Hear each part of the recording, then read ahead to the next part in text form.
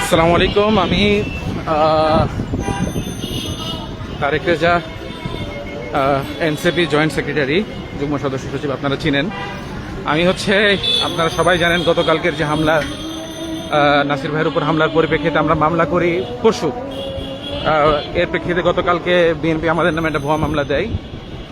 তো সেই মামলাতে আবার অয়ন নামে যুবশক্তির এক নেতাকে তারা অ্যারেস্ট করে নিয়ে আজকে যে প্রহসনটা করছে সেই প্রহসনের বিরুদ্ধে একটা সংবাদ সম্মেলন ডেকেছিলাম, সেখানে যাচ্ছি। কিন্তু পুলিশ ওখানে অবস্থান নিছে আমাকে অ্যারেস্ট করার জন্য। তো অ্যারেস্ট করলে করুক, সমস্যা নাই, পুলিশের দায়িত্ব পুলিশ পালন করুক, আমার দায়িত্ব আমি পালন করব।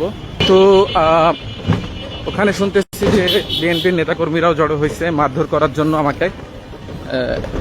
তারা চায় না আমি অ্যারেস্ট হই, বরঞ্চ তারা আমাকে মারবে। তো দেখা যাক কি হয়। আমি যাচ্ছি। হোপফুলি আমি আমার সংবাদ সম্মেলনটা করতে পারবো। পুলিশ যদি অ্যারেস্ট করে তো সেটা ভিন্ন আলাপ, আর ওরা যদি মারধর করে তাহলে তো কিছু করার নাই, আল্লাহ ভরসা।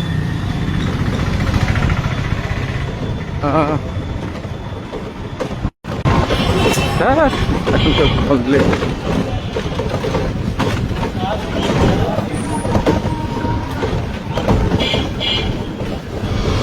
এখানে একটা জন্য সামনে সামনে সামনে একটু সামনে। সালাম।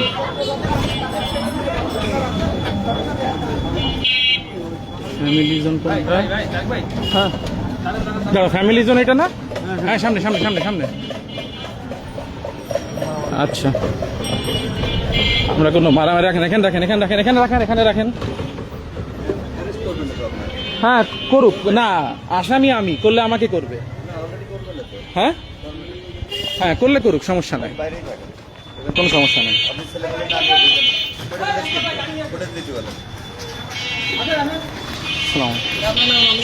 জি জি। আচ্ছা, পুলিশ অ্যারেস্ট করে নিয়ে যাচ্ছে আমাকে। লাইভ কাটেন ভাই। হ্যাঁ হ্যাঁ ঠিক আছে ঠিক আছে ঠিক আছে, আপনি কাটেন। আচ্ছা কাটছি কাটছি আপনি আগে কাটেন।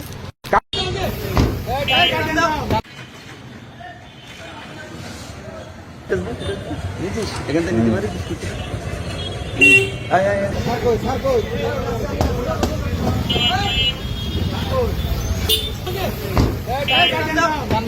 গাড়ি টান দাও।